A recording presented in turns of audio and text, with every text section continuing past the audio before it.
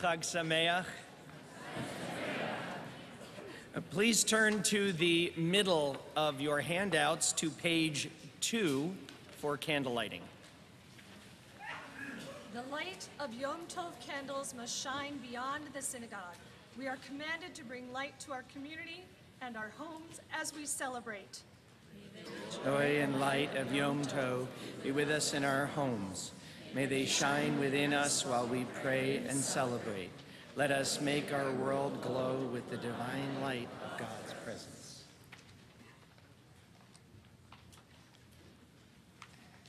How old am I?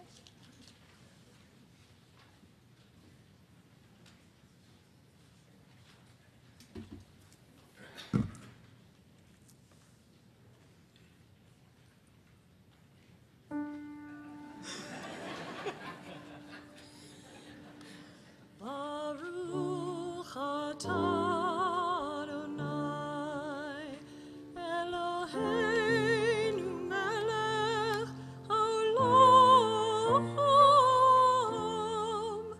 asher kitshanu b'mitzvotav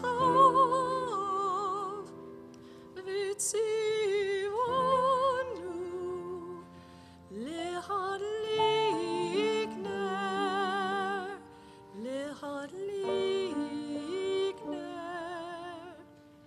shel Yom Tov.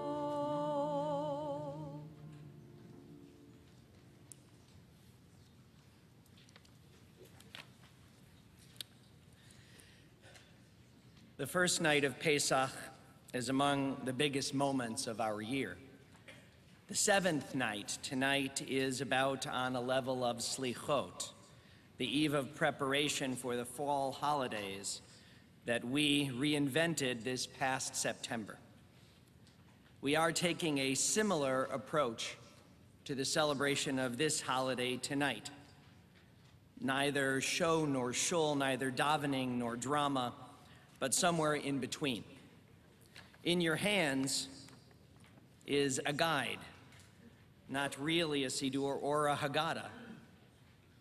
After all, the purpose of the Pesach Haggadah is not to communicate history. Rather, in its own words, it is that each person should feel that he personally went forth from Egypt. This kind of personal spiritual experience is supposed to be an ideal for Jewish religious life, rather than a factor that sets the Seder apart from what we call services. Tonight's experience hopes to evoke similar feelings. Please feel free to participate by singing, reading, reciting, thinking, feeling, just not by clapping. We are, for the next hour at least, a no clapping zone, because clapping keeps us at a distance. This period of time, through culture, through liturgy, through feeling and story, is a time for us to connect with this moment, the beginning of seventh day of Passover, the moment during the exodus of Egypt when the Reed Sea was parted and our ancestors, when we passed through on dry land. The water, the miracles, the redemption, the love. What a night to celebrate. And in honor of celebrating in this unique way for the first time here in our sanctuary, we continue joining together in Shechianu. Baruch atah Adonai Eloheinu melech haolam shechianu v'kiyamanu v'hinianu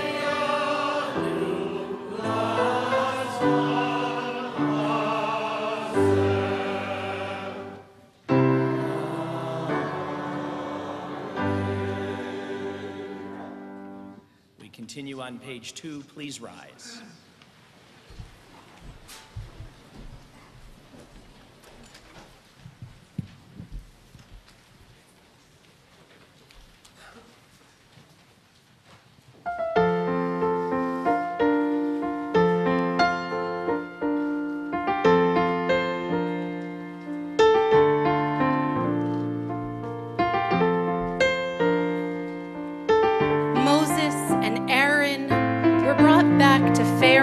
And he said to them, "Go, worship the eternal your God. Who will be the ones to go?" Moses replied, "We will all go, young and old. We will go with our sons and daughters, our flocks and herds, for we must observe the Eternal's festival."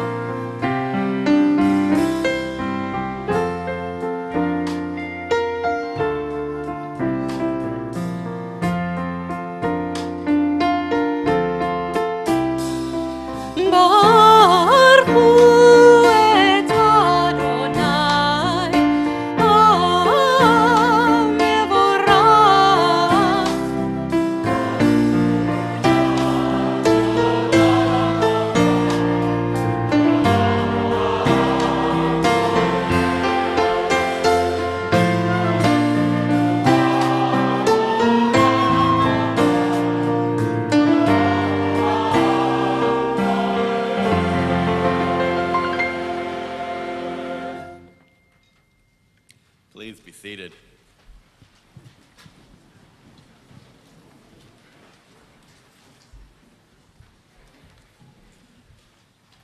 The king of Egypt died, and the children of Israel, they groaned from bondage, and they cried out, and God heard their cries. What can we learn from their groaning? The Rebbe of Gur died, and the community sought to choose Rabbi Hanoch Heinach as their next Rebbe. In response, he came before them, and he told them a story. There once was a butcher who was chopping up an animal on Friday afternoon. He worked, and the hour grew late. And suddenly he realized that Shabbat was about to begin, so he fled his store and he ran to the synagogue. But as he entered, they were already singing Lecha Dodi. The butcher let out a groan. This was not the groan of a butcher, however. It was the Jewish soul within him, and it cried out. This is the meaning of the verse.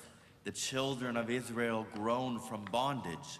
They groaned only when they realized how trapped within their tasks they were. And only at that moment could holy insights find their way in. It was only at that moment that the Holy One sent for them a Redeemer. The Rebbe continued, "You need not worry about finding your next leader. Worry instead about hearing that inner cry within, that yearning for holiness, the pain of falling further from it. In the divine light shed by that awareness, then you will see your next leader."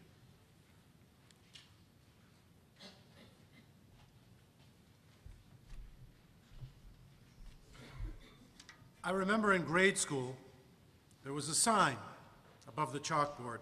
Reden is silber, schweigen is gold. Speech is silver, silence is golden. You know, even when I was 6 or 7, I found this proverb deeply suspect. Now it seems utterly ridiculous. The entire month I lived with the Saunders family that summer before college, I never heard Danny and his father say more than pass the salt to each other, except maybe when we studied Talmud. They seemed almost physically incapable of talking. Reb Saunders, he seemed almost in mourning and walked around the house stooped, as though there were literally a great weight on his shoulders. From time to time, he'd begin to weep out of nowhere and leave the room only to return a few minutes later as if nothing had happened. His followers came day and night to seek his advice and tell more tales of loss and horror from Europe. It is impossible, inconceivable.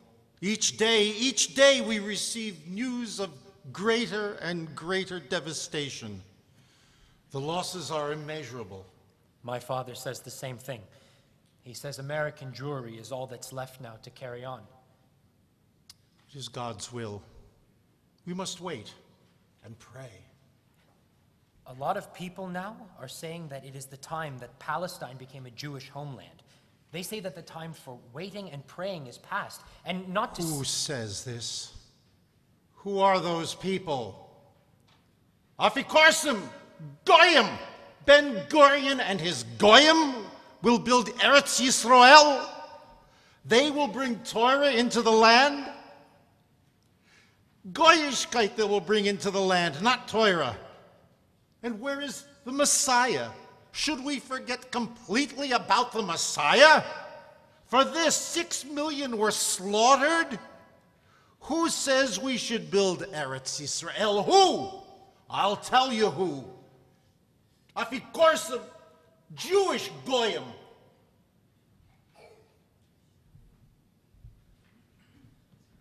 My God, I didn't know he felt that way about Zionism. My father takes God and Torah absolutely seriously. In his eyes, a secular Jewish state is a terrible sacrilege. Well, my father takes God and Torah very... Zionists like Herzl and Ben Gurion are not real Jews to him.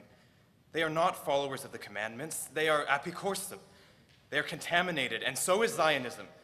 It's that simple to him. Don't ever mention Zionism in front of him again. I won't. Believe me. You've got to be careful what you say around here. I guess so. You've got to be careful what you think around here. Danny? You have no idea what it's like. Imagine being locked in a cell where you can see the whole world and everything you want is right outside the window. But you're not allowed to look or think or move, and you're supposed to stay right there, trapped. Just like that, your whole life. Do you have any idea what that feels like? No. How could I? Listen, I love my father. I do.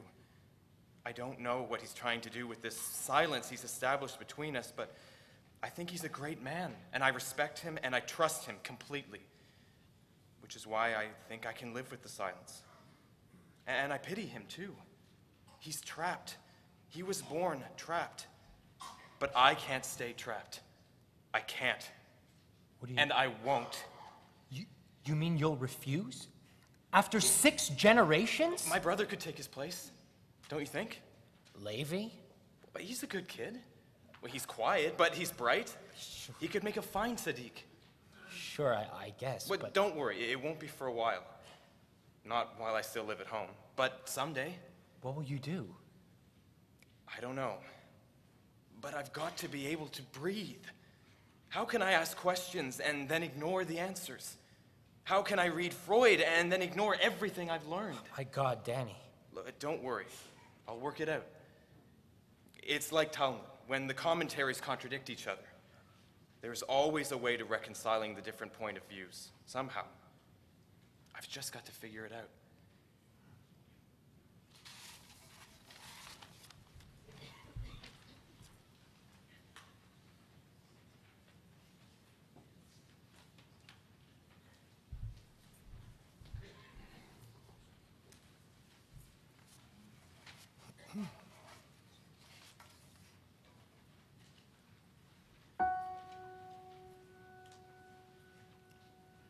Sit down, Master,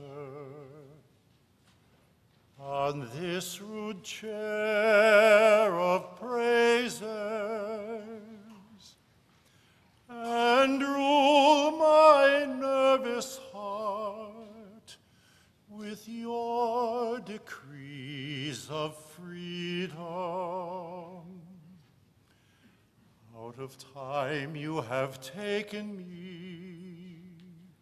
to do my daily task. Out of mist and dust you have fashioned me to know the numberless worlds between the crown and the kingdom.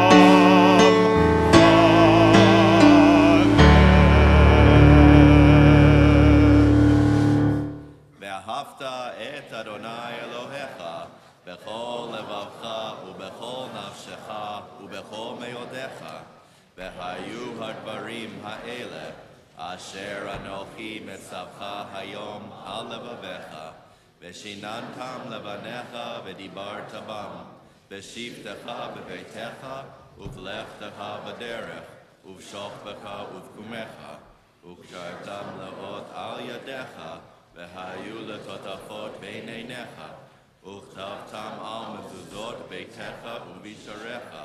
ויאמר אדוני אל משה לאמור, דבר אל בני ישראל ואמרת עליהם, ועשו להם ציצית על כנפי בגדיהם לדורותם, ונתנו על ציצית הכנף פתיל תכלת, והיה לכם לציצית וראיתם אותו, וזכרתם את כל מצוות אדוני ועשיתם אותם, ולא תתורו אחרי לבבכם ואחרי עיניכם, אשר אתם זונים אחריכם, למען תזכרו ועשיתם את כל מצוותי, והייתם קדושים לאלוהיכם. אני אדוני אלוהיכם, אשר הוצאתי אתכם בארץ מצרים, להיות לכם אלוהים. אני אדוני אלוהיכם. אדוני אלוהיכם אמת. Please be seated.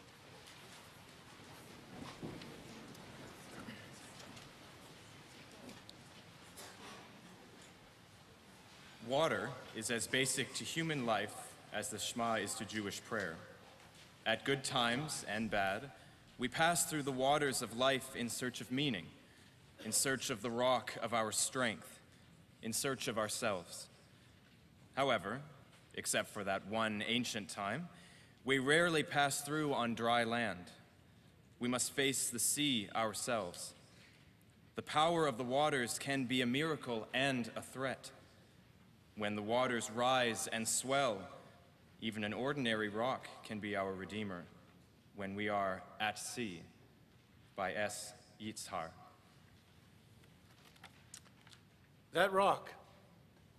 Yeah. Over there, let's head for it.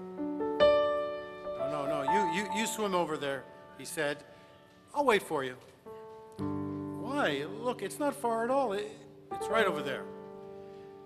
To you, it's not far, but I won't make it, he said. Why not? Look where it is, halfway there in low water, and then there really isn't much left. There's the water. The terrible, gigantic water that has become unbearably gigantic, gushing on all sides. And even if you're not strong enough to fight it or to hold yourself up above the surface, as it keeps swirling and leaping up and touching the air, and the smug sun with its frivolity, and every moment of the turquoise and the green and the blue-green and the purple-green, rich green, venom green, bottle green, turquoise green and purple and blue and green that's turned yellow and green that's turned pale, a shiny green almost golden and gold that's turned greenish and green that's deep.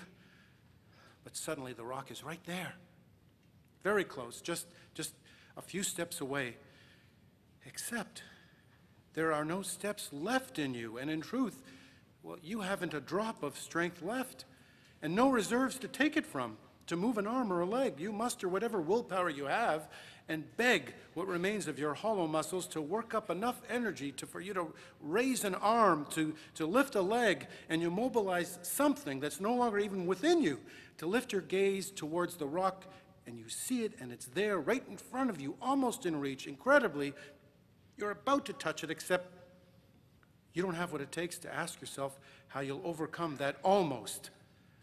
And you'll succeed in thrusting yourself far enough forward to eliminate the almost, whatever else you have within you that will allow you to do it.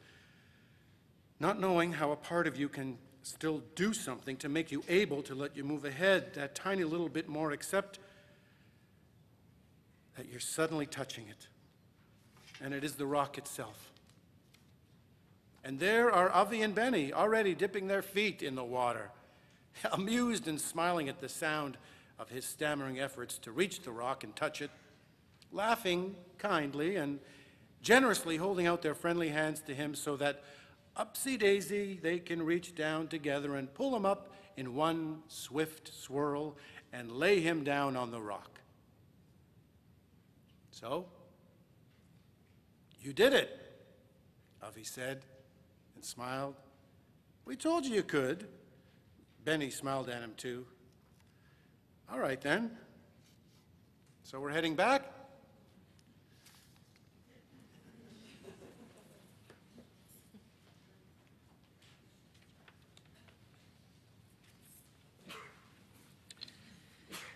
Rabbi Nachman of Bratslav taught, when it feels too late, that prayer cannot be the answer, it is then that the righteous must dress up their prayers in stories.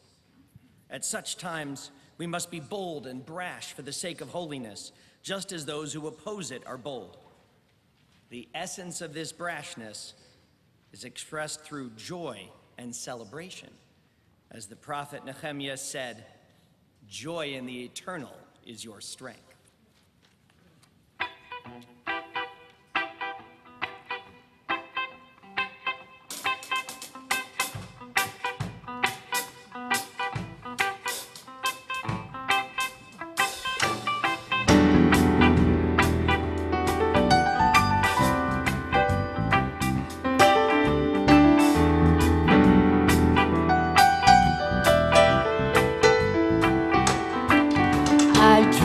Last night I got on a boat to heaven, and by some chance I had brought my dice along, and there I stood and I hollered, someone fed me, but the passengers, they knew right from wrong.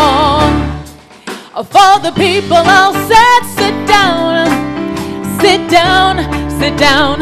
You're rocking the boat, yeah. The people all said, sit down, sit down. You're rocking the boat, and the devil will drag you under by that sharp lapel of your checkered coat. Sit down, sit down, sit down, sit down, sit down. You're rocking the boat.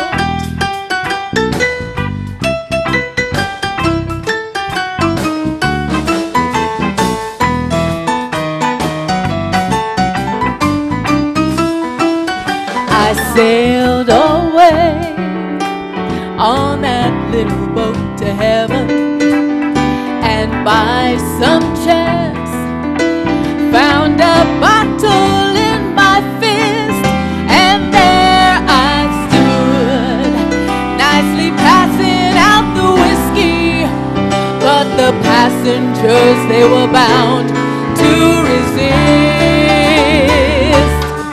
For the people all said, beware, beware, you're on a heavenly trip. Yeah, the people all said, beware, beware, you'll scuttle the ship, and the devil will drag you under with that fancy tie round your wicked throat. Sit down, sit down, sit down, sit down, sit down. You're rocking the boat.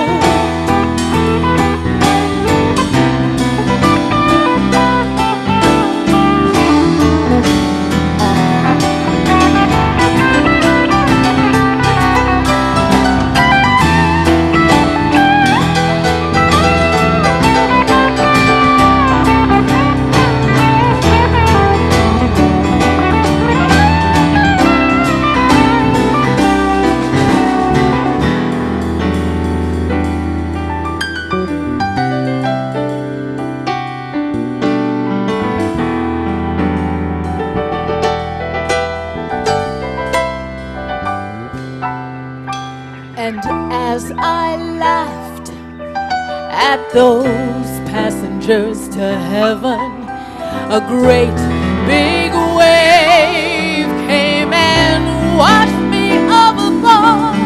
And as I sang and I hollered, someone save me, that's the moment I woke up, thank the Lord. And I said to myself, sit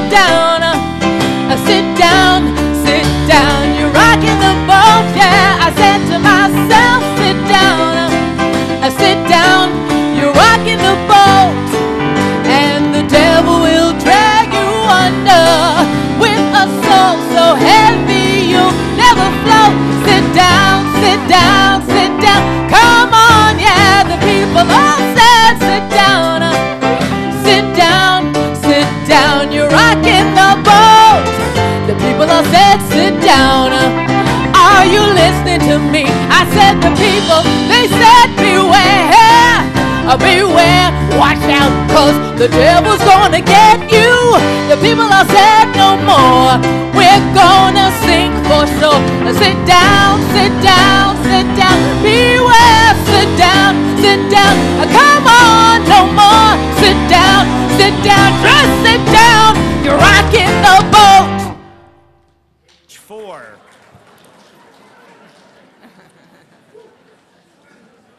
Page 4, as we channel the clapping into reading. Help me be good to everyone, eagerly finding joy and enthusiasm and zest for your holy service. Strengthen me that I might overcome all the obstacles that keep holiness at bay. Help me find the courage to surpass them peacefully. Let me always be strong, courageous, and focused in your service. May I be mighty enough to direct my spirit and desire, turning away from evil and doing good. Source of might, awe, courage, and power, strengthen us in seeking your will and in serving the holy. Shower our hearts with sanctity, that we not be distracted from what is good and right. As it is written in your Torah, be strong and of good courage. Fear not, nor be disheartened. For the eternal your God walks beside you, never failing or deserting you.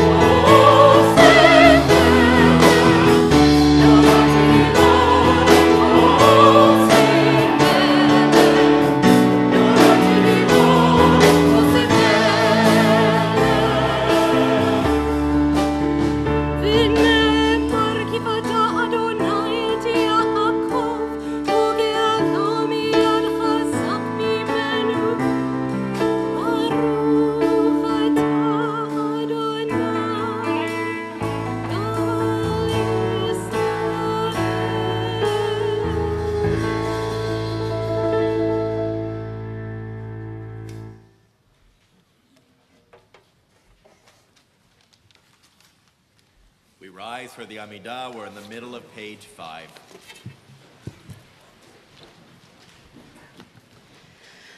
Adonai sifatai tiftachu fi yagid tehilatecha. Adonai sifatai tiftachu fi yagid tehilatecha. Baruch atah Adonai Eloheinu ve'Elohei avotenu b'imotenu. Elohei Abraham, Elohei Yitzchak, Elohei Yaakov, Elohei Sarah, Elohei Rivka, Elohei Leah, Elohei Rachel, Ha'el Hagadol Hagibor v'Hanora, El Elyon, Gomel Chasadim Tovim, V'Koneh וזוכר חסדי אבות ואימהות ומביא גאולה לבני בניהם למען שמו באהבה מלך עוזר ומושיע ומגן ברוך אתה אדוני מגן אברהם בעזרת שרה. Together you are the source of eternal strength. You alone give life, lovingly providing for us, touching each life with mercy. You support those who fall, heal the sick, free the captive, and keep faith with those who sleep in the dust. No strength is like yours, ruling over life and death, creating the seeds of redemption. You have faith in all life. Blessed is the eternal God, giver of life. אתה קדוש ושמך קדוש וקדושים בכל יום יהללוך סלע. Baruch atah Adonai Ha'el HaKadosh. We take a few moments for silent prayer and meditation.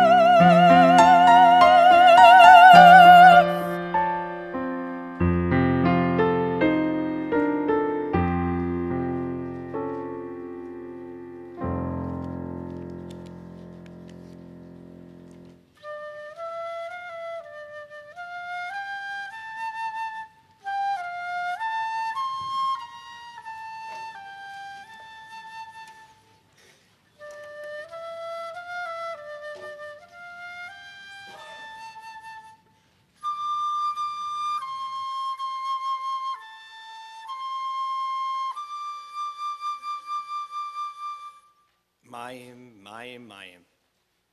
We're much more familiar with the sound of that song than the meaning of its words. The verse comes from Isaiah chapter 12. Joyfully you shall draw water from the fountains of strength. This verse celebrates a connection, as this night does, between water and the miraculous. Interesting, though, how not all miracles work the same way.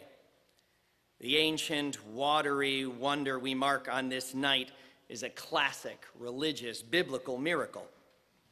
A modern Maya miracle was not the work of a prophet, but a scientist, though equally wondrous. His name was Simcha, which means joy. Though he was given a thorough rabbinic education in Warsaw in the first decades of the 1900s, his Torah and his two true loves were the land of Israel and the study of engineering.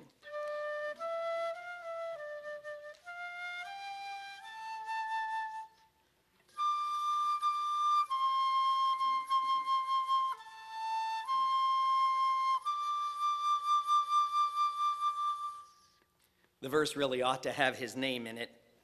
The Targum Aramaic translation suggests the verse may actually mean, you shall receive new ideas from your best people. We have indeed received a new idea, a triumphant innovation from this most unknown of the fathers of the modern state of Israel. We still glow with pride at bringing water to the desert. Without this man named Simcha, it may never have happened. Funny, though, that was not his plan. He learned and perfected a new technique for planting wheat stalks individually, increasing yield by 300%.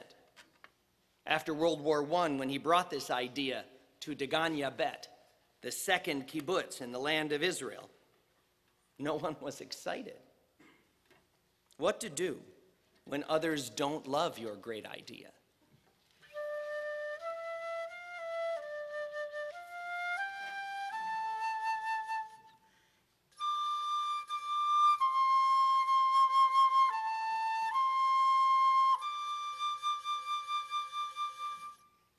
His name was not Sason, as the song is sung, but Simcha, Simcha Blas. Say the name with me and remember it. Simcha Blas. The first innovation's failure was actually his success. As things sometimes do for our people in that part of the world, it began with an unusual tree. This tree did not burn unconsumed. Rather, so told Simcha's friend, come see a tree. It grows with no water. He discovered that, in fact, a nearby pipe had a puncture in it that was directly watering the roots of the tree. Meanwhile, the soil around it stayed bare. The image stayed in his mind for better than 20 years. As the War of Independence gave birth to a new state, he found a new way to water the hopes of this fragile new nation.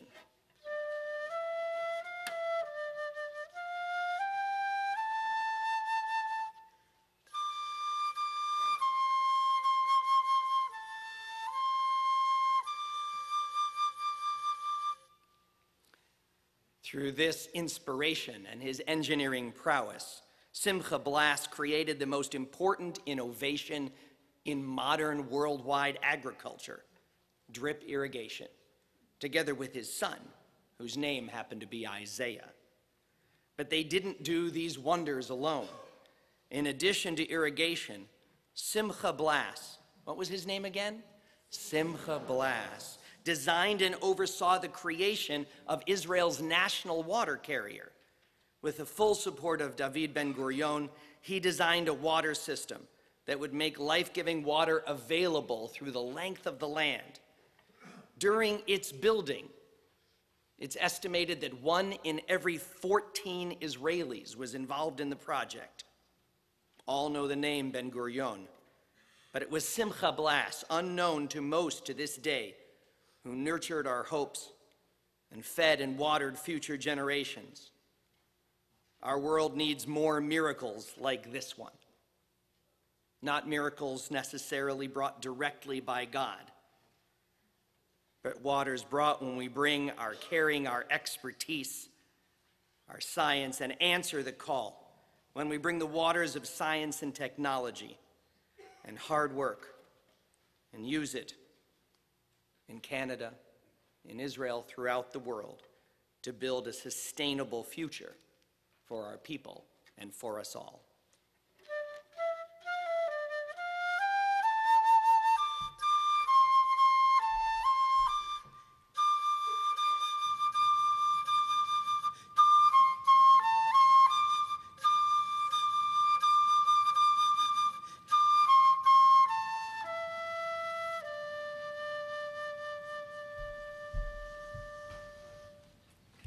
We rise for the Kiddush. We're on page 8.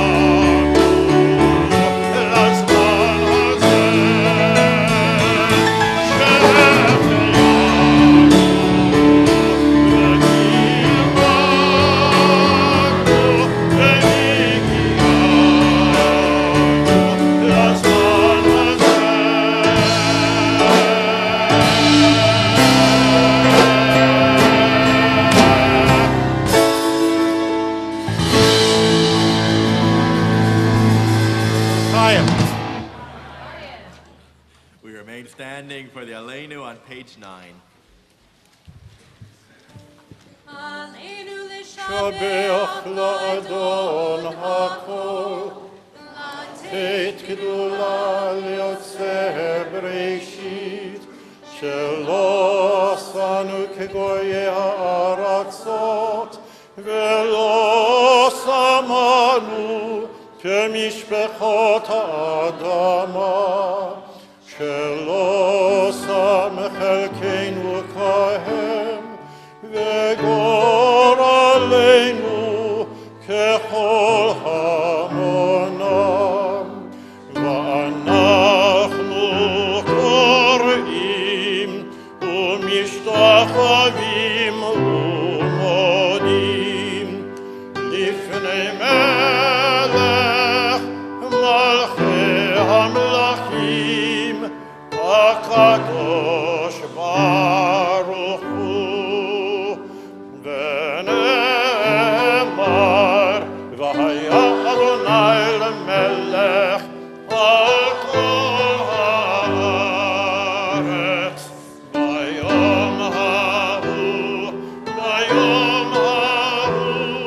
יהיה אדוני אחד ושמו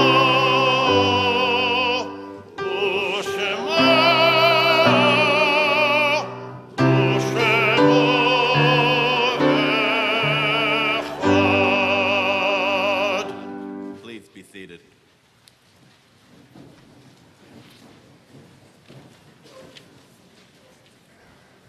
We learn in the Midrash that when our people crossed the Reed Sea, they were surrounded by myriads of angels. The Holy One assigned 2 divine beings to each and every Israelite. In our lives today, it would not hurt to have a few angels with us. Sometimes, though, even one is sufficient. An Angel Unawares by Lila Julius. Around the time that Chaz arrived to help care for my husband, I became conscious of another presence. I'm not religious in the traditional sense, but I had prayed. How God of the universe, busy with overseeing solar systems, etc., manages to look after small things is not my concern. What I knew was that I needed help and had asked for it, if possible, a Filipino. A few days later, I heard from the agent. I can't find anybody with a license just yet, but I do have someone temporary. He's from the Philippines, and his English is good. She put him on the phone. He sounded friendly. Ted could no longer walk, and the outdoor wheelchair was too heavy for me. Also, one night he'd fallen, and it took a while till I found a neighbor to help lift him. I couldn't manage on my own anymore, so that's when I prayed. Let this one be good.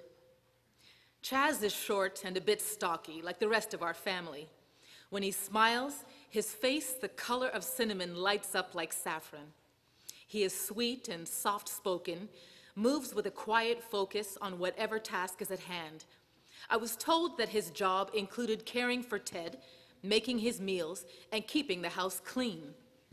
Today, I walked into the laundry room and found him folding our clothes. "You do that too?" I asked. "Yes," he said, quietly, smiling. I don't remember exactly when first I sensed the angel's presence. Gradually, I became aware that someone was speaking to me, not out loud. The first thing I heard was, "Shh, stop talking." This isn't easy for someone who likes to gab. The next thing the angel told me was, "Take a plate, sit down at the table." Chaz, he prefers it to Charles, took it upon himself to rearrange the kitchen. Small changes, maybe more functional. He's been here about 10 days, but I'm still unable to shake off my tiredness. I long to get away, but there's no place I'd like to go. It's not Ted, but the constant barrage of new challenges I want to escape. As a patient, he's exemplary. When occasionally I feel stung by a sharp voice, the angel reminds me it's the pain that's speaking. Everything about this young man is meticulous. Clothes freshly washed and pressed. He prefers not to use the machine, but to do all his laundry by hand, jeans included. Whatever he touches in the house takes on a sheen and the good, clean scent of soap or polish. The agent had told me Chaz was responsible for his own meals. Early evening, when I passed through the kitchen, his vegetables are lined up in groups, precisely cut, like a television presentation. He marinates them in a mixture which includes onions, garlic, soy sauce, and vinegar called avodo. The scent is tantalizing. "Would you make that one night for us?" I ask. He nods, smiles. I had some fish in the freezer he was happy to use. He served us like a head waiter, and after he sat down, we all dug in. Ted and I asked for second helpings. Chaz couldn't believe we liked his food. As yet, he has not shown any interest in ours. One morning, I actually woke up feeling rested, planned a leisurely bath. The phone rang. It was a call from our doctor's secretary at the hospital in Afula. "Get one of your sons to come immediately, pick up the disc with the test results in Afula, and rush it to the neurosurgeon." I laughed to myself. One son was on reserve duty, the second had a deadline in Tel Aviv, the third, at that particular moment, could have been on an island somewhere in the Pacific. A friend who lives nearby but works afternoons in Haifa agreed to help. Because of her training in nursing, the neurosurgeon invited her to sit down, look at the disc with him.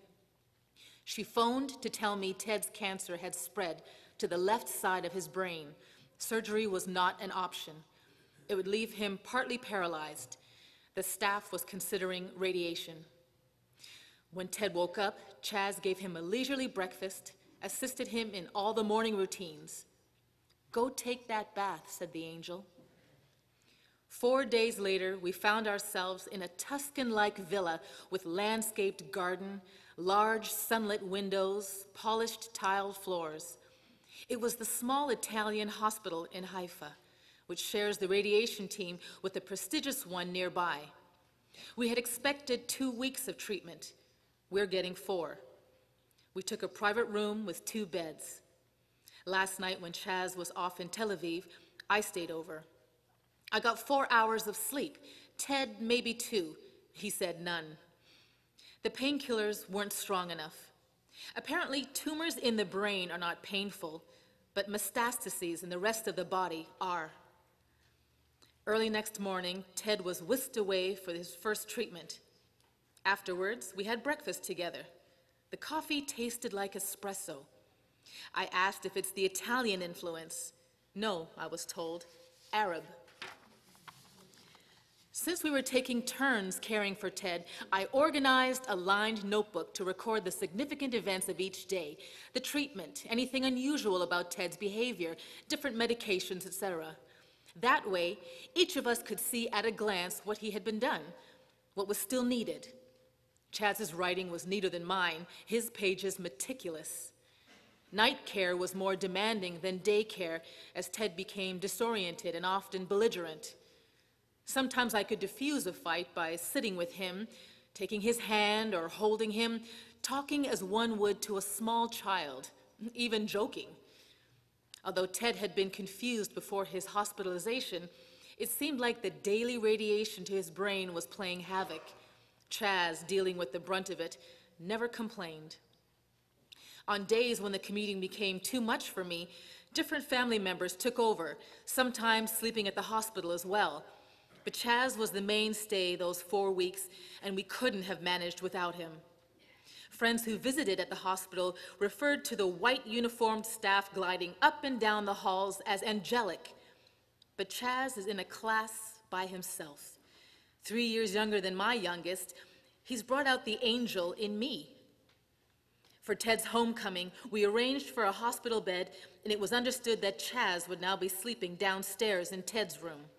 I'm not sure which of those two was happier to be home. From day to day, we watched Ted become weaker, more helpless. He lost interest in television and mostly spoke only when being asked a question. Keeping him pain-free was our biggest challenge. A hospice team of doctor and nurse came on board to help. As the need for medication was constant, the logbook was vital. It lay open on the night table beside Ted's bed, the entries more and more frequent. I told Chaz, I think we're losing him. It won't be too long now. Chaz looked startled, said nothing. On the night Ted died, I asked Chaz if he'd like to come into the room, have a few minutes alone with him. Later, when I returned, I saw the notebook had been closed. The pen lay resting on its cover. That evening, I suggested to Chaz that he sleep upstairs in his own bed. We had yet to find a doctor to write the medical report and death certificate. The police, to make sure there'd been no foul play. 2 of my sons took turns staying up all night to watch over Ted's body. Early next morning, one of my boys came to tell me that Chaz was getting ready to leave, had already packed. My son looked shocked at me. I too was surprised, needed time to absorb this. Ask him to come and talk to me, I said. Children and grandchildren would be staying over, and somehow I felt it wasn't necessary for Chaz to be caught up in all the visitors we were expecting that week. I also sensed I didn't want him to be worrying.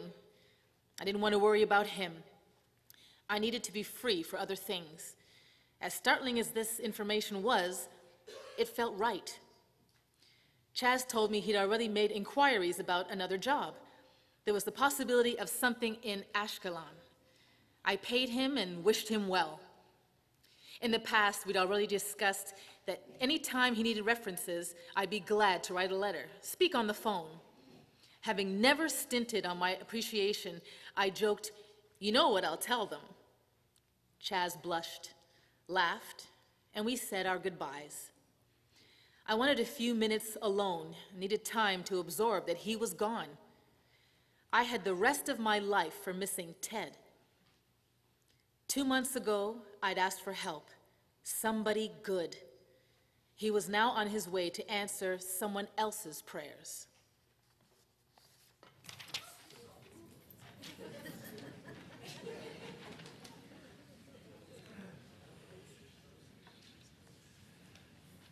As we reflect on angels, we think of our own angels, those loved ones who we hold in our hearts at sacred moments such as these. At this time, we recall Shloshim, Nancy Rubenstein, Faye Batcher, Philip Gilbert, Rose Roselle Stone, John Lubelski, Ruth Nusina, Alan Kravitz, Joy Rudolph, Tali Rom. And it's our sad duty to report the death of Bernard Schreiber, brother of our member Faye Cates. Funeral will be on Sunday through Steeles. We also remember the yard sites that occur at this season. Hannah Wilkes, Samuel Ackler, Helen Berger, Esther Billett, Carl Danker, Roy Daniel Davis, Rose Drieben, Ruth Gorwich, Mo Helpert, Ann Hoffman, Ronald Lester, David Lawton, Irving Schulman, Yitzhak Weingord, Jacob Weisbrod, Rachel Leah Singer-Weiss. The memories of all of them are with us.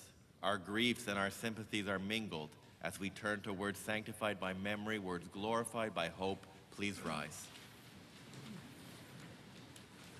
Yitgadal v'yitgadash Shemei Rabbah, be'alma divrach Yerutei v'yamlich malchutei, b'hayehonu v'yomehonu v'hayeh d'chol Beit Yisrael, b'agalo v'zman kariv v'imru amen.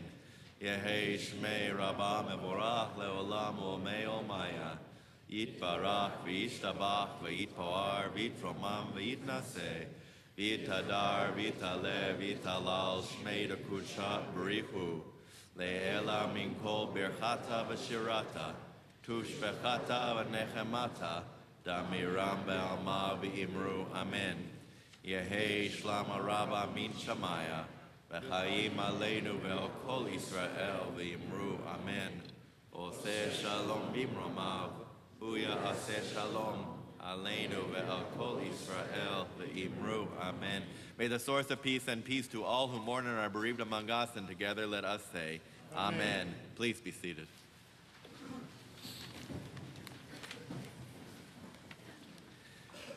Standing at the shore of the sea, it is daunting, yet oddly soothing.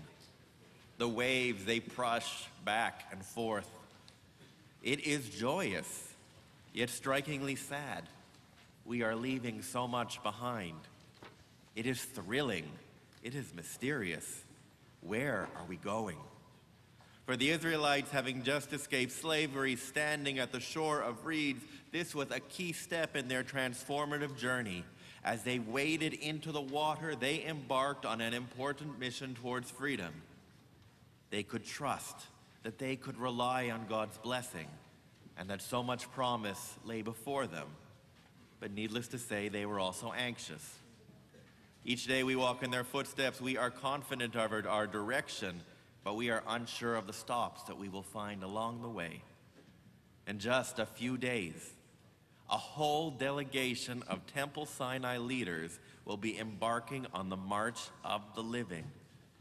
At this very moment, they stand at the shores of the sea, waiting. The ages of these members stand from teens to adults. We're grateful to Lori and Bev Fine for providing essential scholarships to our young adults in their 20s and 30s so that they could make this important journey. Temple Sinai is oh so proud of our commitment to this program that retraces our communal Jewish narrative. An important element of this trip is marching from Auschwitz to Birkenau. This 5-kilometer stretch was historically a walk of death, but every year, over 10,000 members of our people from around the world, they march. And as they do, they march in affirmation of life. The legacy of our brethren, it lives on eternally. And the second week of this trip, it is in Israel, and participants celebrate Yom HaAtzmaut, Israel Independence Day, recognizing the amazing triumphs of our people. We have much to look forward to. The narrative of our Torah is dynamic and ongoing. It flows like the powerful rushing waters of the sea. In just a little over a day, our Passover journey will be complete. But the March of the Living journey, it is about to begin. And so I'd like to invite this year's young adult participants, Sarah Sternfels and Michelle Suker, to come forward to receive a blessing. And while many of them could not be here today, these two leaders, they will be joined by Eric Grove, by Sydney Kavanaugh, Nicole Palermo, Lila Rosenthal, Josh Seltzman, Shelley Shapiro, Haley Sherrard, Bridget Weinstein, Matthew Zitzerman, and Sam Zuckerman. If any of you are here, please also join me up on the bima to also receive a blessing. We wish all of these individuals tremendous strength, and we offer them a tremendous, hearty Yasher Koach. And I ask that at this moment that we please rise, as in just a moment they will lead us in the prayer for the state of Israel. For your journey, and for all of our journeys, Yehi ratzon milfanecha Adonai Eloheinu ve'Elohei avotenu v'imotenu shetolichenu leshalom v'ta'azreinu lehagia limchos chetzvenu lechayim ulesimcha uleshalom Ushmor tzeitenu uvoenu v'tatzilenu mikol tzara v'tislach bracha b'kol ma'aseh yadenu u'ma'aseinu yichabenu et shemecha Baruch atah Adonai shomer Israel la'ad. May it be your will, our God and God of our ancestors, that you lead us in peace and help us reach our destination safely, joyfully, peacefully.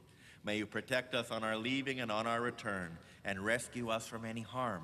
And may you bless the work of our hands, and may our deeds merit honor for you. Praise to you, eternal protector of Israel. Baruch atah Adonai, shomer Israel la'ad. Prayer for the state of Israel. Eloheinu v'Elohei avotenu ve'imotenu. Eternal God of all generations, within our hearts of hearts, in the deep recesses of the Jewish soul lies a hope. The hope of 2,000 years, the hope of today and tomorrow. That a people who took root in a land might grow and blossom on ancient soil. That a nation might bring prophetic visions and eternal values to life. That a country in search of a dream might find safety and shalom. That a Jewish state might offer acceptance within and receive it from without. That we might prove that if we will it, it is no dream. To be a free people in our own land, Eretv Yerushalayim.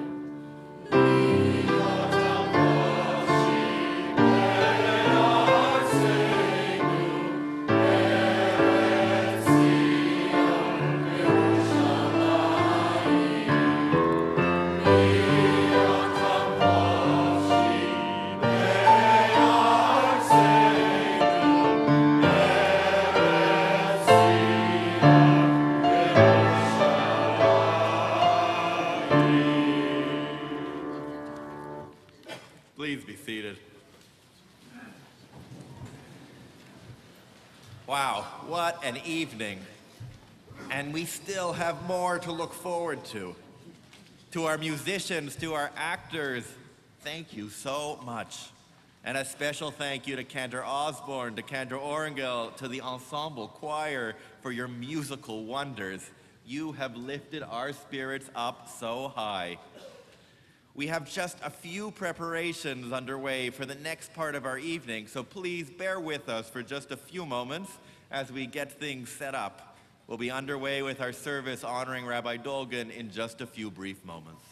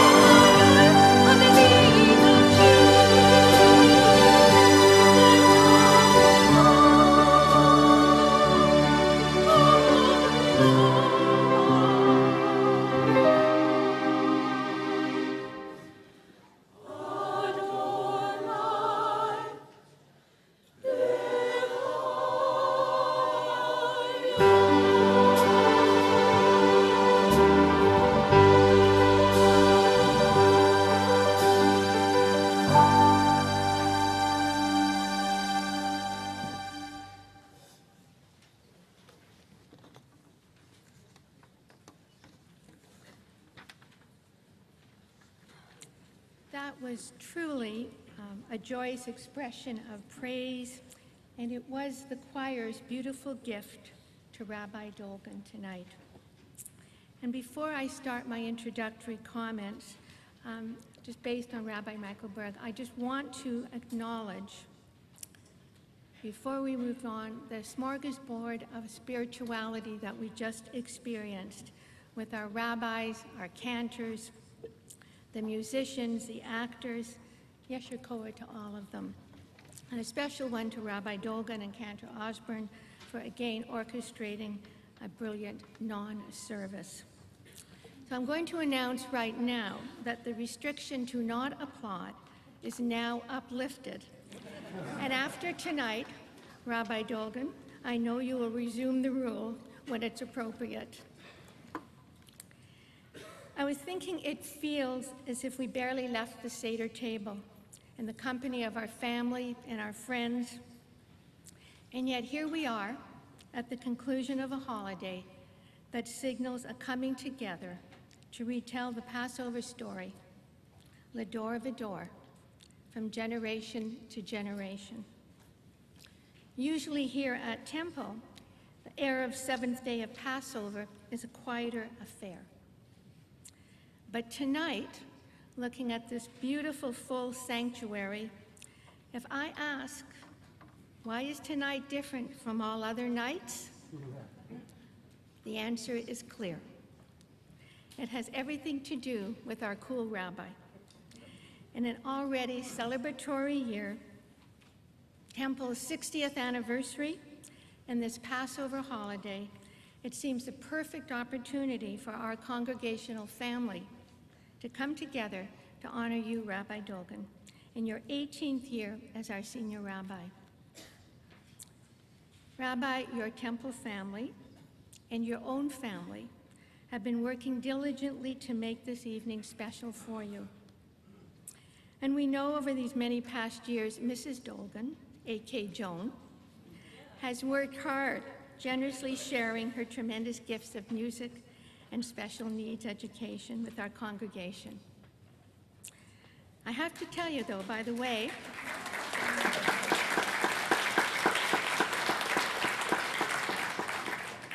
it's pretty tough keeping secrets from the man in charge of the bima.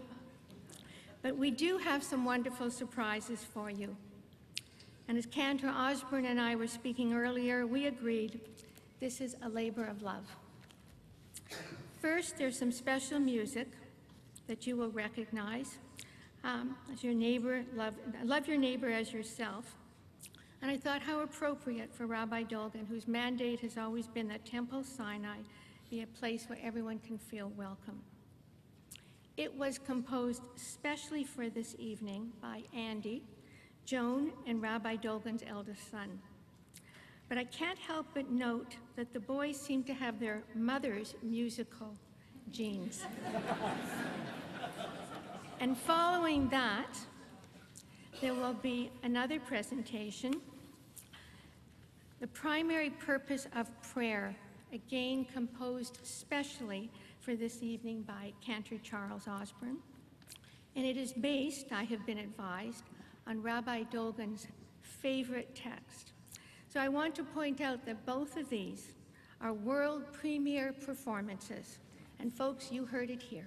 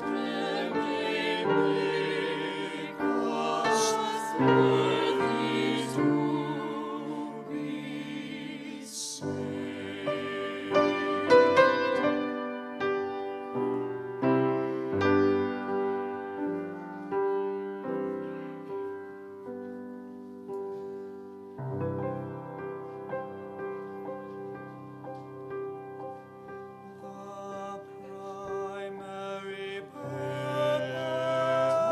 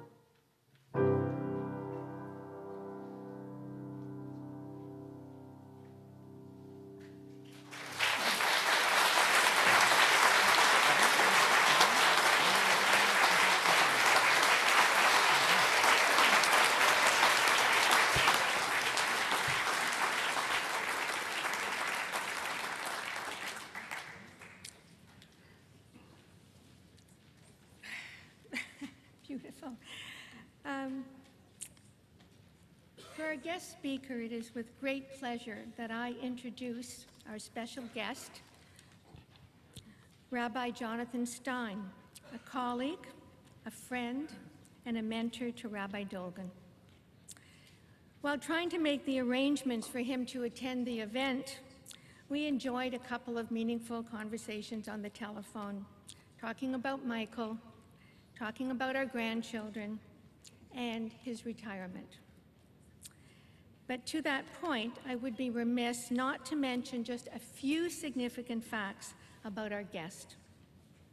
Rabbi Stein is a Rabbi Emeritus of the Congregation Sharai Tefillah of New York City, the immediate past president of the Central Conference of American Rabbis, serves on the National Board of Mazon, recognized as an honorary member of the National Association of Temple Educators, and as a life member of the North American Federation of Temple Youth. And he has been honored by the World Union for Progressive Judaism. Rabbi Stein, welcome.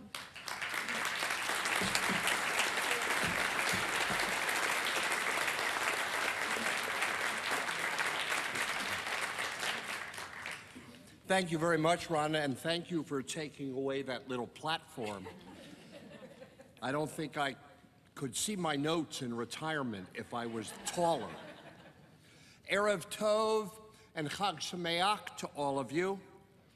And a big thank you to your entire congregation and especially to your president, Rhonda, for extending such a warm welcome to me into your community and for providing me the opportunity to sit front row center during that extraordinary seventh day of Passover liturgical experience that we just shared. This is a moment for you as a congregation to sit back and reflect. 60 years of a community. 18 years for Rabbi Dolgin as your senior rabbi. Chai, of course, life. From afar, I felt connected to this place even though it was only today that I've seen it for the first time. My mentor, Rabbi Murray Saltzman of blessed memory, introduced me to Rabbi Perlson when I was a young, very young rabbi. Rabbi Perlson was known in the Central Conference of American Rabbis as one of the Gedolei Hador, the great ones of his generation. I was honored to shake his hand. He was known as the funniest man in the rabbinate. And he probably was. Those conversations with your president, Rhonda, lifted my spirits because she went way out of her way to guarantee that I could be here with you this evening. She actually changed the date on my behalf, and I am grateful to her. Your executive director, Rainer Conway, I've known for many years, through my former executive director, Nancy Schneider, in New York. It's a joy to worship with Rabbi Michael Berg and to meet both of your cantors, Cantor Osborne and Cantor Oringale. I wanted to clap. Did you? Cantor Osborne. Samachti. Guilty as charged.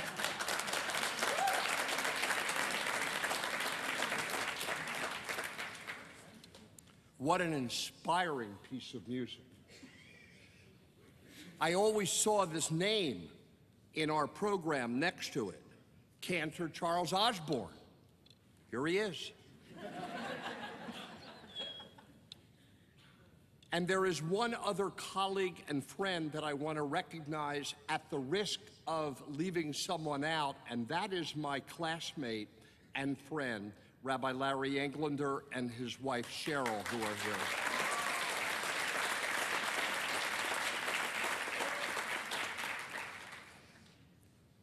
As the Emeritus Rabbi at Temple Sinai,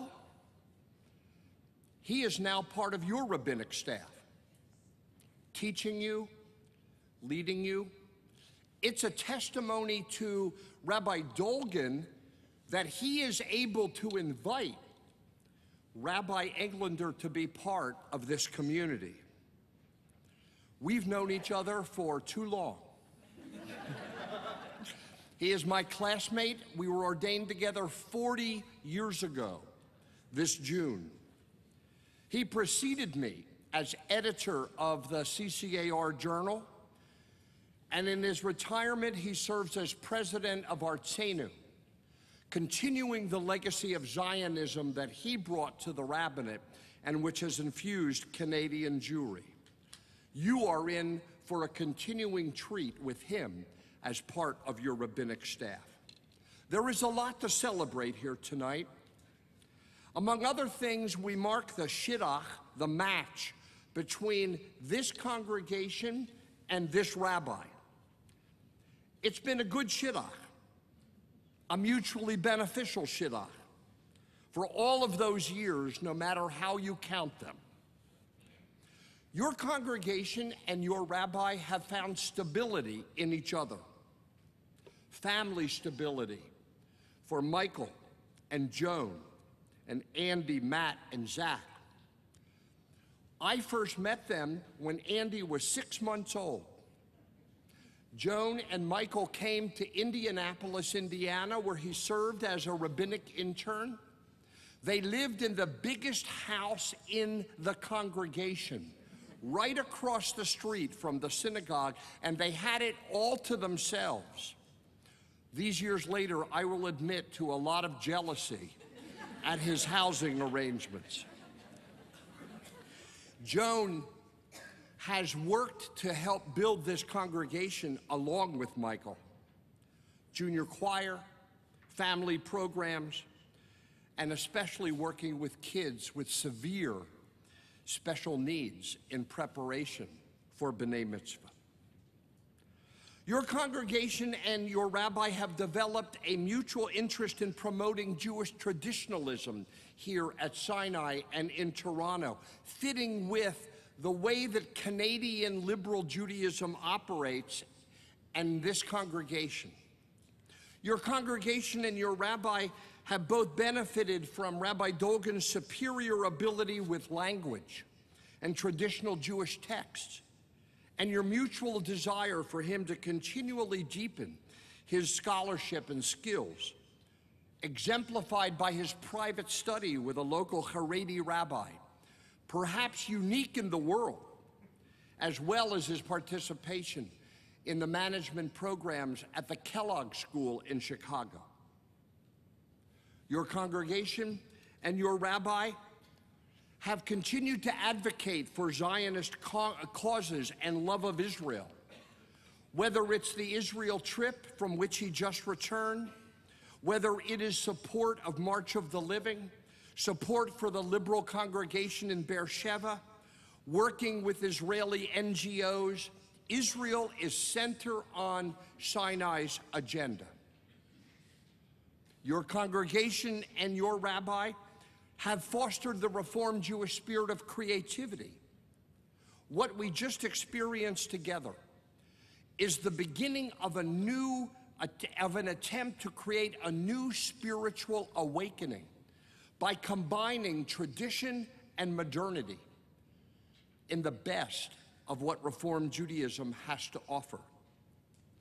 Whether it is Pesach or Slichot with a theater company, and the support of your cantors and rabbis, this is moving in new directions, unheard of directions. It is leadership, as Rabbi Dolgin has become quite an effective liturgist, along with your cantors throughout these years. Your congregation and your rabbi have now walked the path of life together for over 2 decades. That is the way that rabbis create deep, meaningful, and lasting relationships in the intimacy of a living room after a death, in the joy of a chuppah and the wedding. Those personal connections built over the years, including a same-sex marriage over 11 years ago, well before anybody even asked me, and the continuing use of Rabbi Perlson's life cycle books to remember throughout the generations, binds all of you together in sacred partnership. But there's something else going on here this evening. Something more profound, something deeper. And this is now revealed to us in all its splendor. It is the delicate balance between 2 Jewish values. Kavod latzibur, honor and respect for the congregation, and kavod harav, honor and respect for the rabbi and the rabbinate. This is a delicate, tricky, challenging dance that every congregation and every rabbi engages in. Not all of them are successful. Kavod latzibur, honor for the congregation, has been Rabbi Dolgin's approach to the way he wants to involve you in what this synagogue is all about. It is respect for this community, for the very backgrounds that you represent, for the individual religious and spiritual needs that he has tended to, for your values and commitments to the Jewish tradition and to a liberal approach to religion.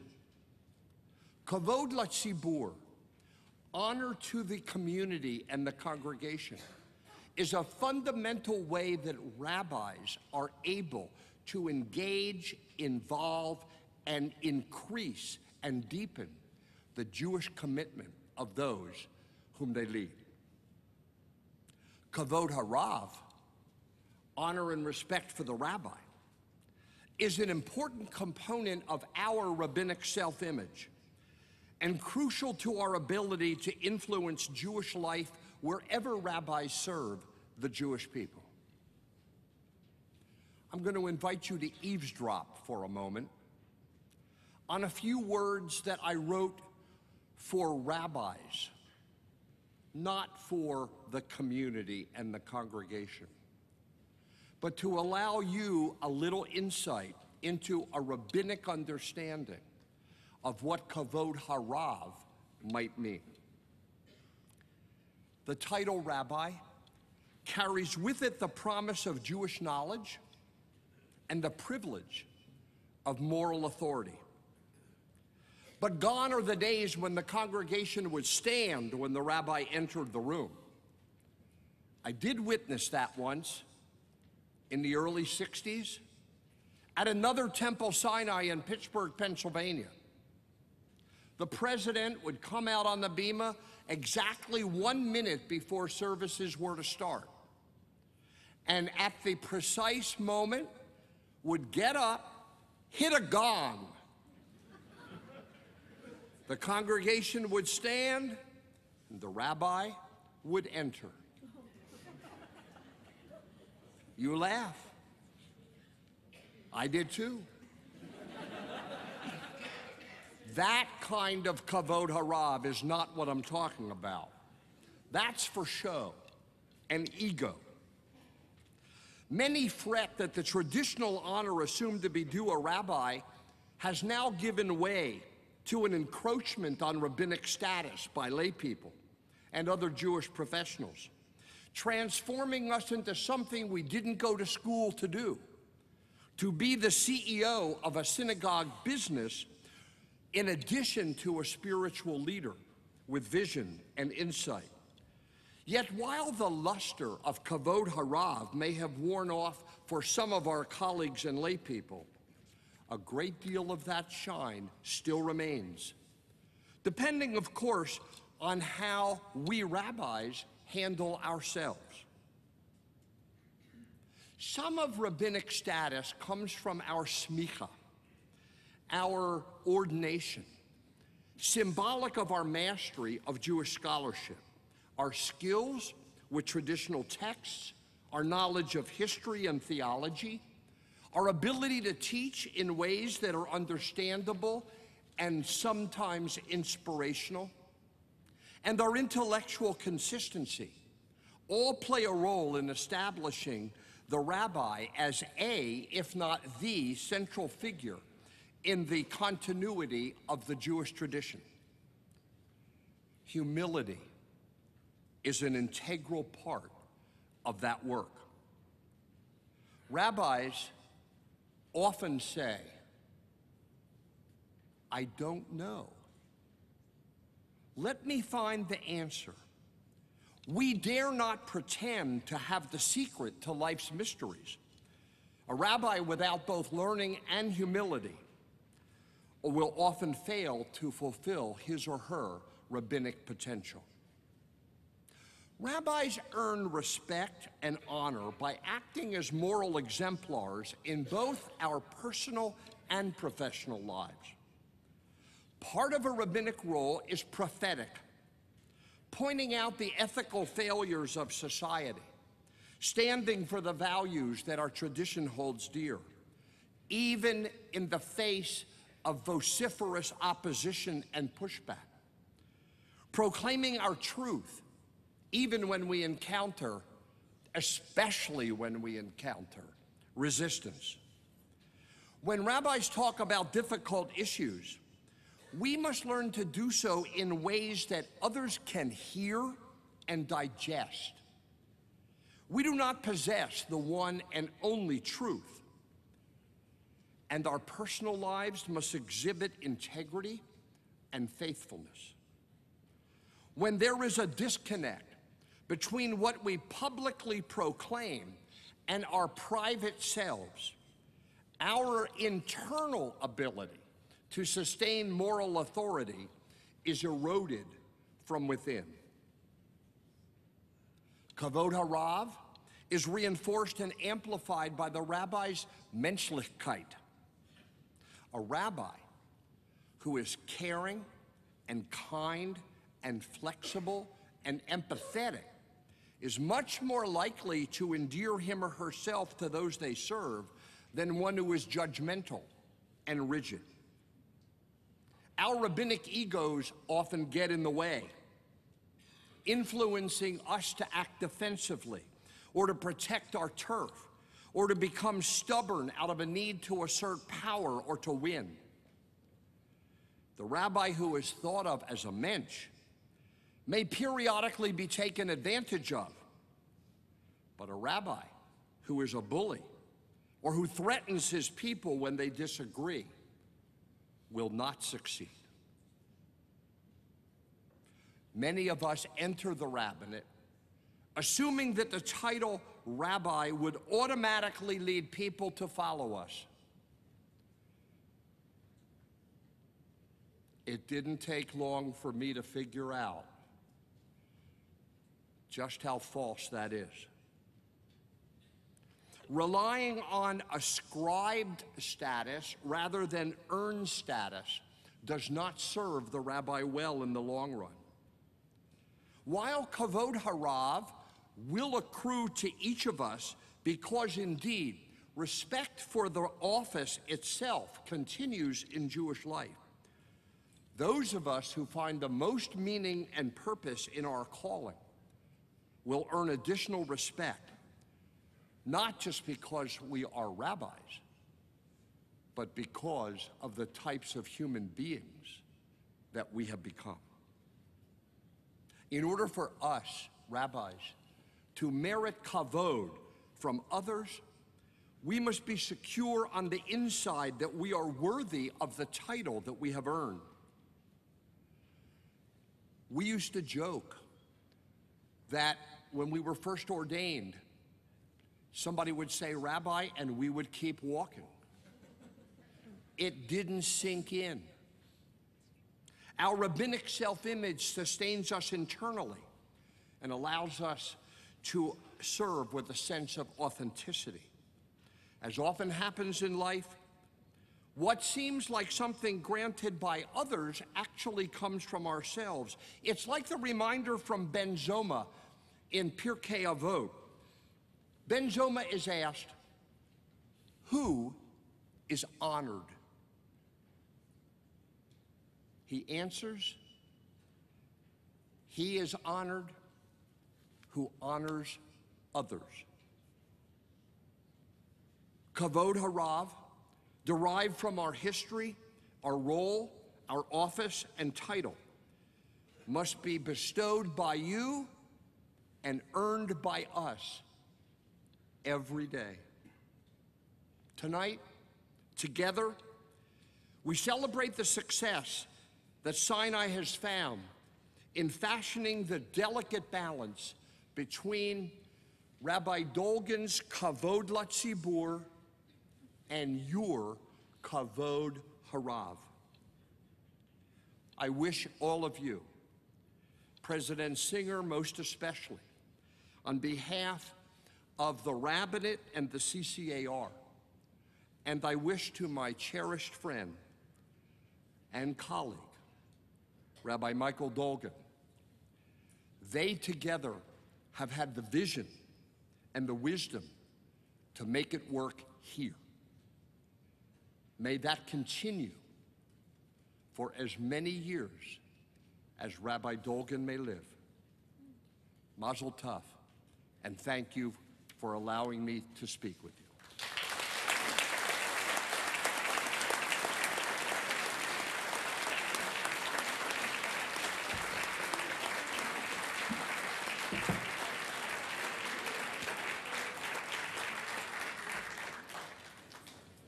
Thank you, Rabbi, for the most eloquent and beautiful acknowledgement tonight as a friend and a mentor of Rabbi Dolgin.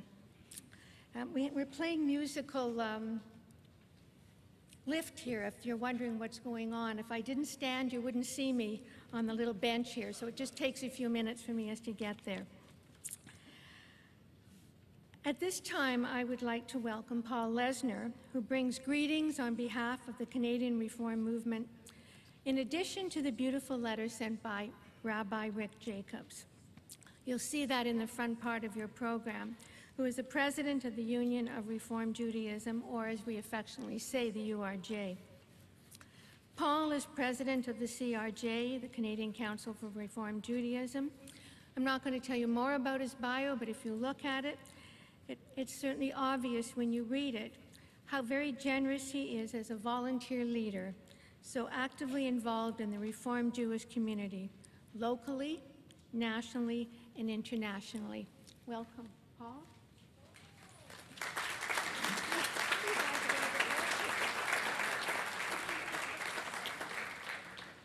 Good evening and Chag Sameach.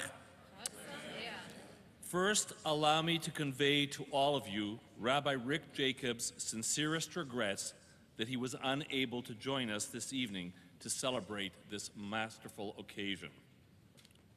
Rabbi Dolgin, both personally and on behalf of the Canadian Council for Reform Judaism, I wish you a hearty mazel tov on this your Chai celebration as Senior Rabbi of Temple Sinai. Your ability to bring a meaningful and compelling Judaism to your congregants and our community is a blessing for us all. In countless ways, your dynamic leadership has been and will continue to be instrumental in furthering the ideals of Temple Sinai and the Canadian Reform Movement. Under your guidance, May Temple Sinai continue to be a shining light in our community. I take personal pleasure in knowing that our sacred partnership will continue to nurture Reformed Jewish life in Toronto and throughout Canada. Once again, Mazel Tov, and may we all go from strength to strength together. Yasher Koach.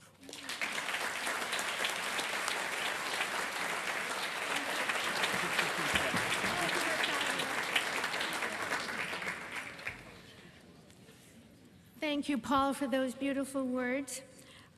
Just before I ask Rabbi Dolgin to come up, I just want to acknowledge, I understand Ben Steinberg is here, our composer in residence. Ben, where are you?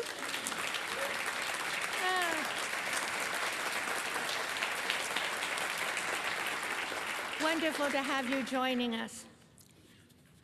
So Rabbi Dolgin, will you join me?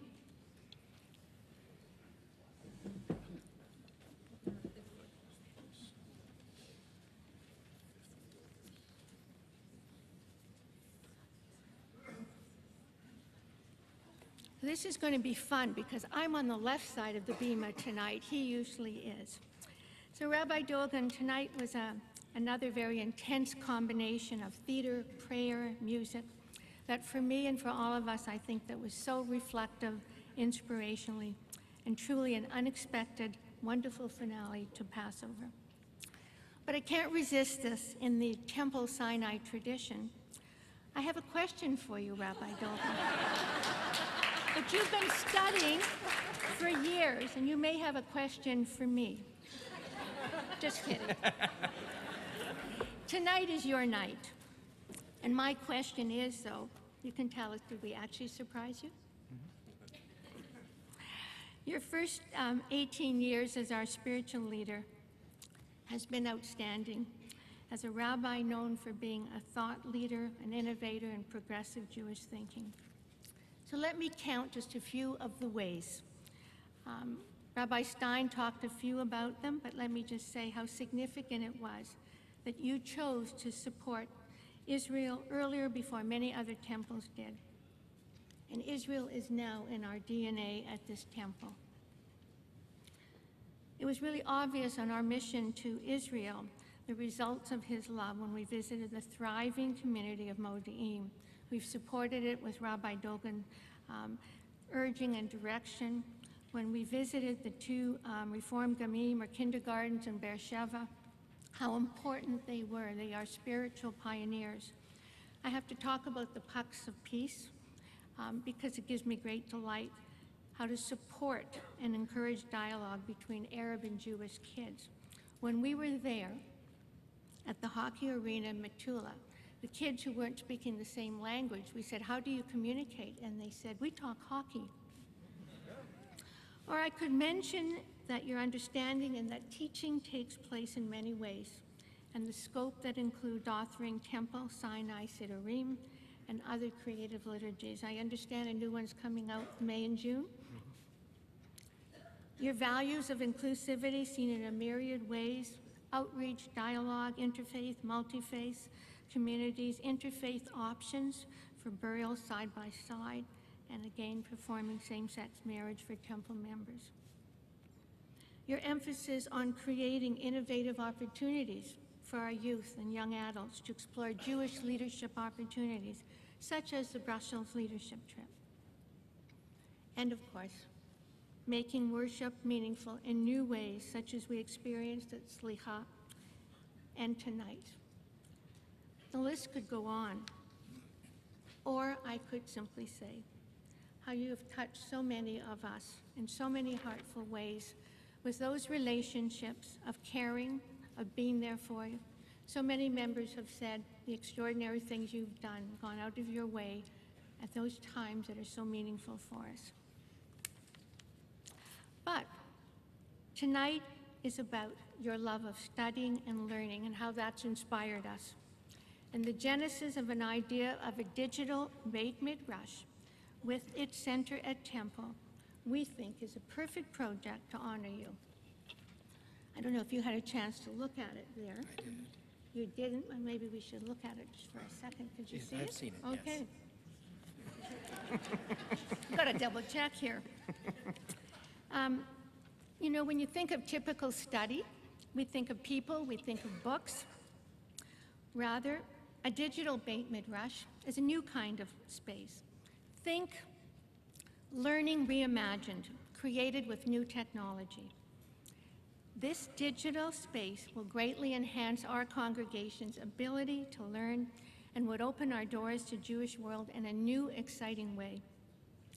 Imagine scholars from around the world can now be with us in virtual residence, in addition being present in person. And to talk a little techie for just a minute, and I quote, "This new space would have high-speed connectivity, have the necessary cameras and projectors so that an external speaker anywhere in the world connect in high definition and real time with learners right here at Temple." And how wonderfully exciting.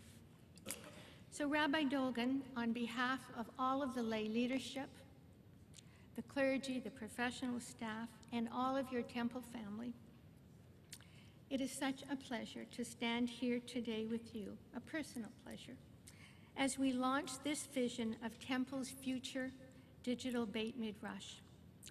With the support of us individually and us as a congregation, I feel so confident that we will achieve our goal of attaining worldwide wisdom through technology at Temple Sinai.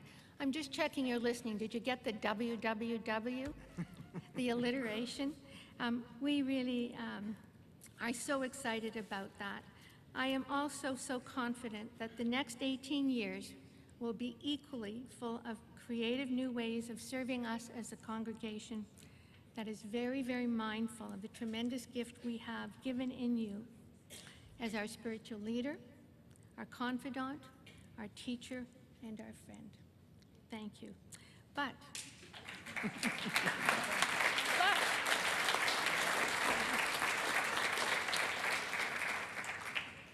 Richard, are you ready? All right, almost. But before we give you a chance to respond, we have a Skype presentation from Israel from Rabbi Nir Barkan. I so enjoyed having the chance to meet Rabbi Barkan when we visited Modi'in while in Israel this past fall. And as you hear his words, you can hear the respect and the affection for his friend, Rabbi Dolgin. He's going to be on the screen as we... The Torah taught in Jerusalem, in the main cities, or in the village, or cities.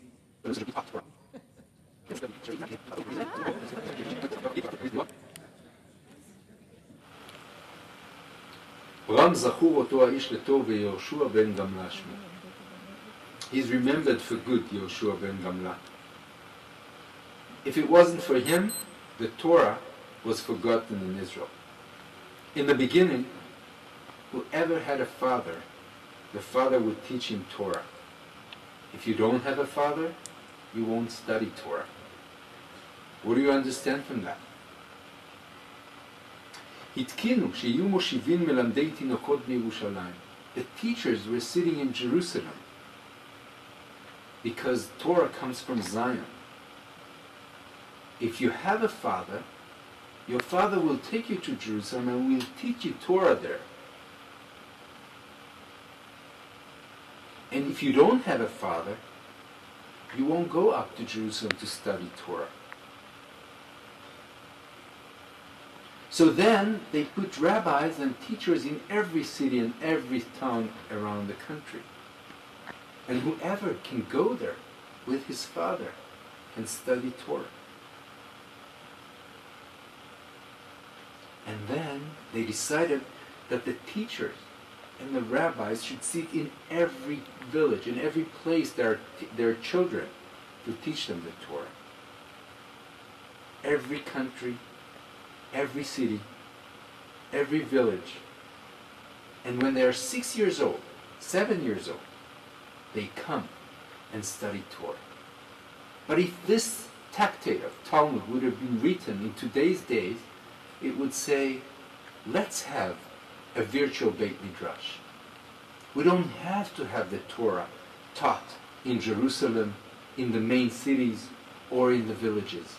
Torah can be taught in every city, Rabbi Michael Dolgin, my best friend, whom I'm greeting today for his 18th year as the rabbi of Temple Sinai in Toronto. Rabbi Dolgin have taught me to learn from the Talmud. But not everyone can study from Talmud in his own home. If we have virtual Batei Midrash, virtual classes, Rabbi Dolgin can sit at his home or in his office and teach everyone, wherever they are, in Israel, in the former Soviet Union, in Belgium, in South Africa, in North America, in the Far East, and can join him and study Torah. If it is not for Rabbi Dolgin, many people will be forgetting the Torah. I wish Rabbi Dolgin and Temple Sinai all the greetings for another 18 years of studying Torah and Talmud together with the rabbi, virtually or face-to-face. Mazal Tov.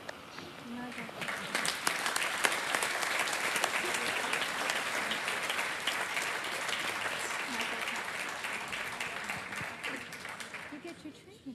You don't need to stand either. It's okay.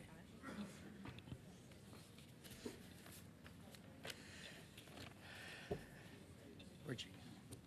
There you are. I dodged a bullet there. I thought Rhonda was going to ask me a question, but she didn't.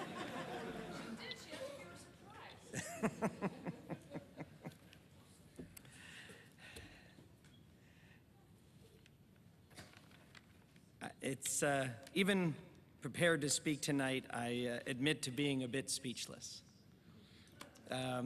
It's a very special moment for me to have the opportunity with so much of my family, with my Temple Sinai family, with close friends and mentors, to have the opportunity to celebrate together and to have us come together at a moment like this. I can't say how much it means to me.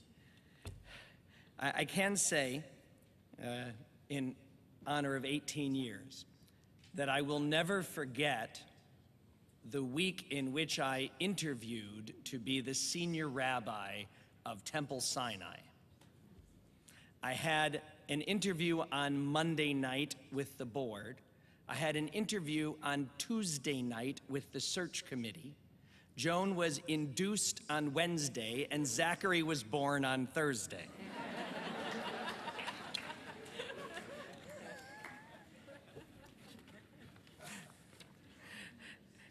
I still think about that week a lot. And the fact that I ended up lying on a gurney with the flu while Joan gave birth to Zachary. One of the...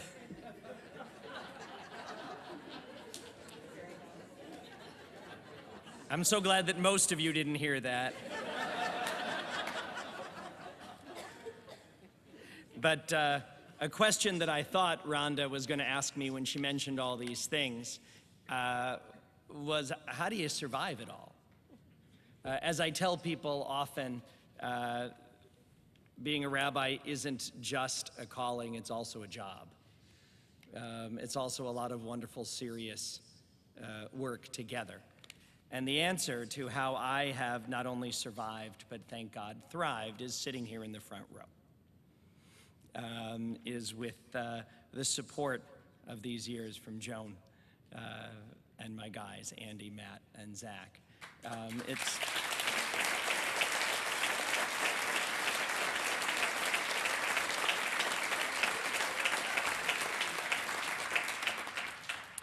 And a family means more, of course, than just the five. I'm very grateful that Joan's parents, my in-laws, Barry and Jana Kroll, are here tonight. And my father, while he's doing better, had been a little under the weather, so unfortunately my parents aren't able to be with us tonight, although I know they're with us in spirit. Having had the opportunity so many times to have my family here, to watch Joan's grandmother march up the stairs for the first Aliyah, our oldest son's bar mitzvah, the kind of family memories that we have here are so important to me, and the kind of support I know I have from my wider family, not just the local one, means so much to me each and every day. And thank you, moms and dads. To my friend John Stein, I recounted it to him the other day.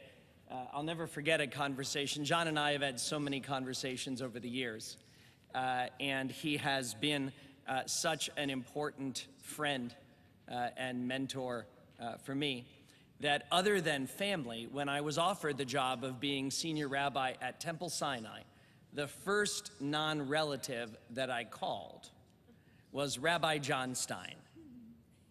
And as I reminded him the other day, when I said, John, they offered me the position and I accepted, he said, "Enjoy it, Michael. You will never again be as popular as you are today."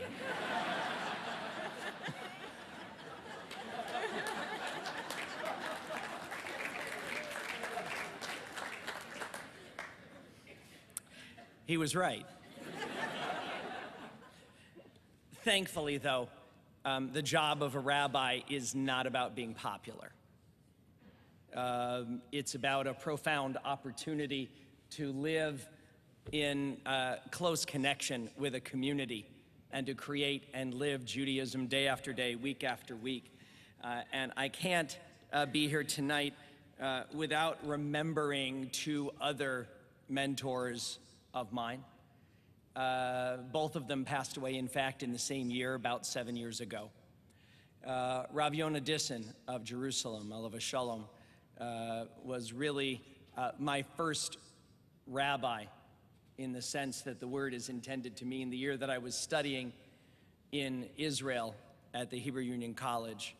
And he taught me by his being that it's a wonderfully meaningful opportunity to be a rabbi, but it's a profound personal gift and challenge to just try to live Judaism as a person each and every day.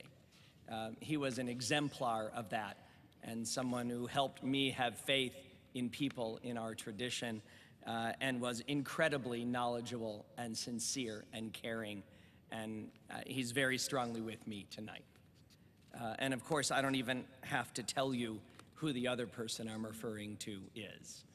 The time to remember Rabbi Jordan Pearlson is now.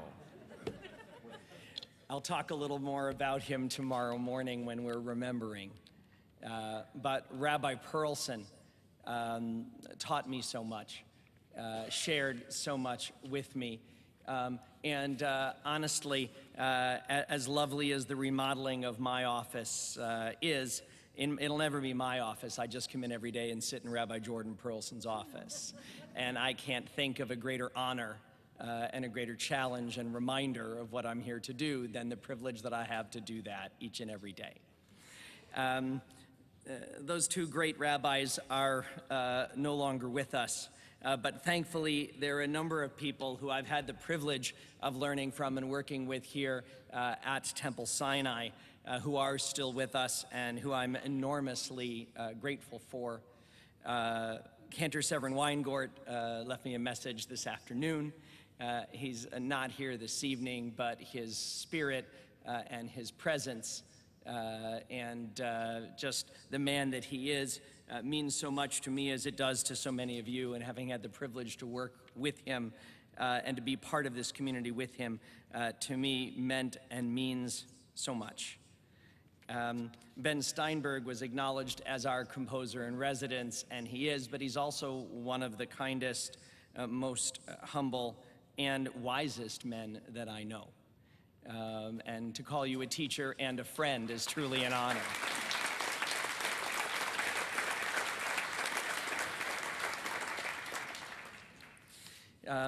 Of my 23 years that I've been here at Temple Sinai, the first, about 20 of them were with Dr. Ira Schweitzer here in an office down the hall. Yo, Ira.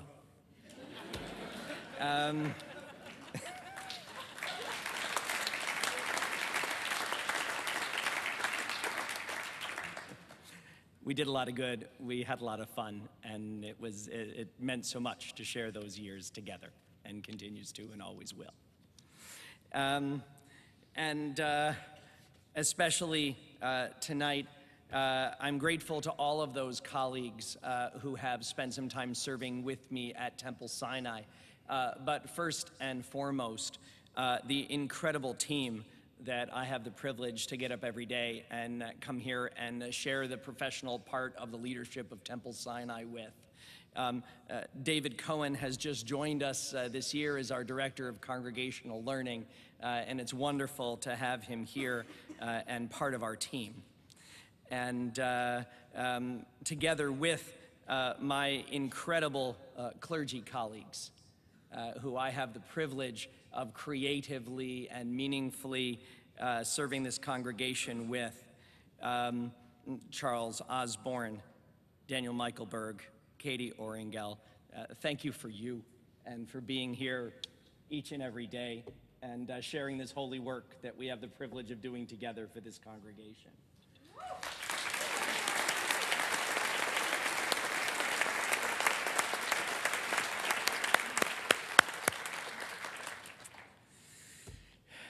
And as I remind her so often, our executive director, Raina Conway, actually had traditional Jewish hair when she joined this synagogue.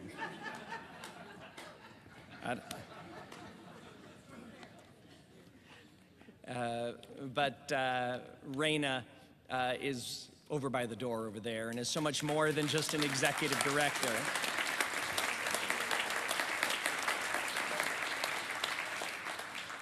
Her leadership and wisdom and professional partnership are a big part of what I have the privilege of doing here each and every day.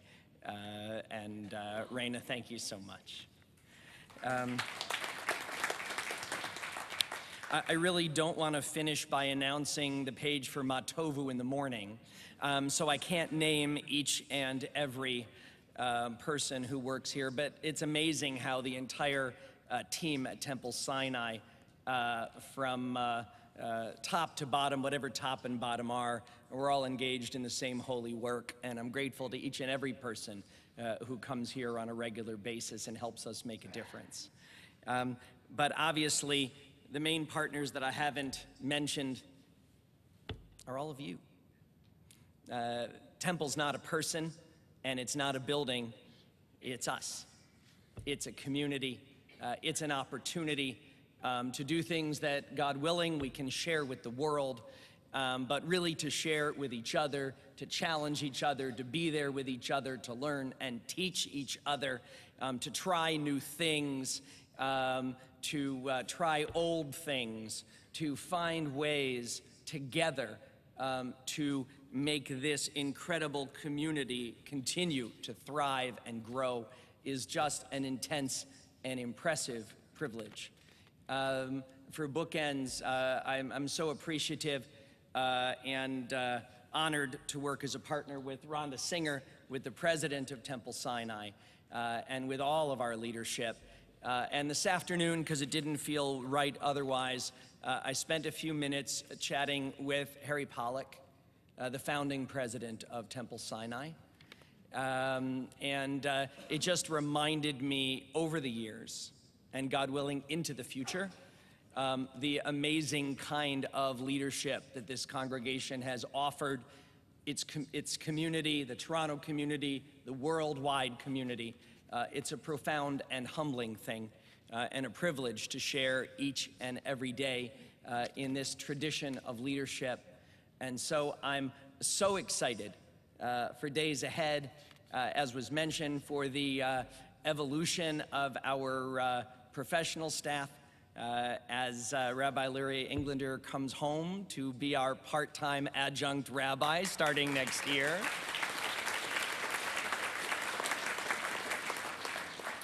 Cheryl, you heard me say part-time, right? I won't forget that, it's part-time. But to have the privilege every day of being involved with Temple leaders, its future leaders, the young leaders of this congregation, we have so much good work yet to do, so much to be proud of.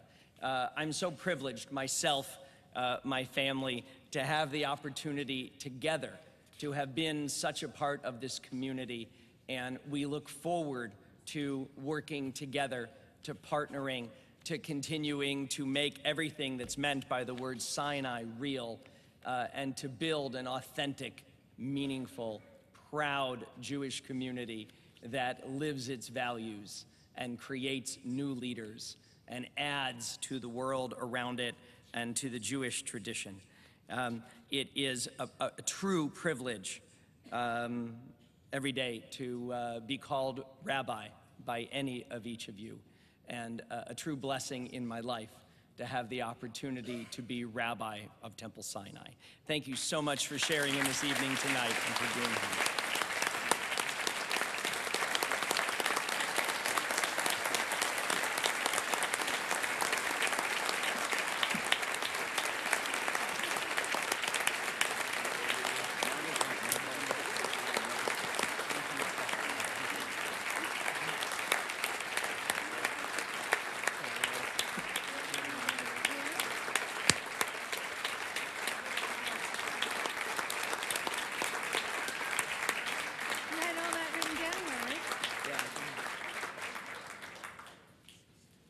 After that, it's only fitting to bring closure to this wonderful honoring of Rabbi Dolgin by inviting Joan, Andy, Matt, Zach Dolgin to lead us in the Shechianu.